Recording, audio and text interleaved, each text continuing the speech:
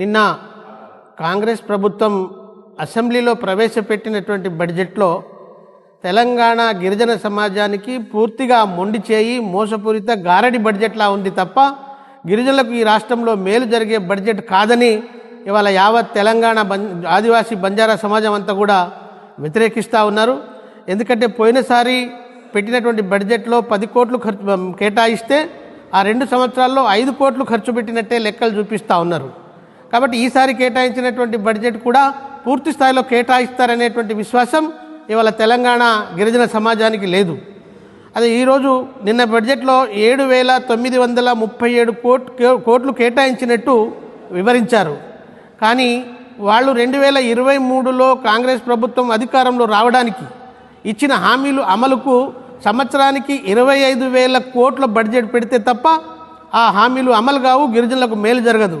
కానీ 7,937 కోట్లు కేటాయించి గిరిజనులకు మేమేదో మేలు చేయబోతున్నామని మరి ప్రభుత్వం చెప్పుకుంటా ఉన్నది. ఇది సిగ్గుచేటు. ఈ బడ్జెట్ ఒక్కో కుటుంబానికి 20,000 కూడా రానటువంటి పరిస్థితిలో ఈ బడ్జెట్ కేటాయింపు ఉంది. అదేవిధంగా గతం ప్రభుత్వంలో కేటాయించినటువంటి బడ్జెట్లో కూడా పూర్తి స్థాయిలో వాళ్ళు ఖర్చు చేయలేదు.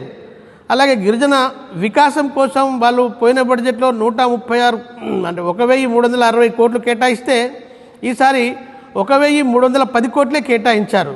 అలాగే పోయినసారి బడ్జెట్లో సబ్ ప్లాన్ కింద అంటే వివిధ శాఖలలో ప్రభుత్వం గిరిజన రిజర్వేషన్స్ బడ్జెట్ ప్రకారం కేటాయించేటువంటి బడ్జెట్ను ఇప్పటివరకు ఖర్చు చేసినటువంటి దాఖలాలు లేవు.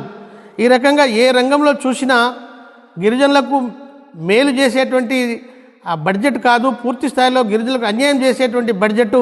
వాళ్ళు ఇచ్చినటువంటి హామీలు అమలయ్యేటువంటి పద్ధతుల్లో కేటాయించకుండా గిరిజనులకు అన్యాయం చేస్తూ ఉన్నారని ఇవాళ యావత్ తెలంగాణ సమాజం అంతా కూడా గిరిజన సమాజం అంతా కూడా భావిస్తూ ఉంది. రానున్నటువంటి కాలంలో ఈ బడ్జెట్ల మీద తగినటువంటి పోరాటాలు కూడా చేయడానికి సిద్ధమవుతారని ఈ సందర్భంగా తెలియజేస్తూ ఉన్నాను.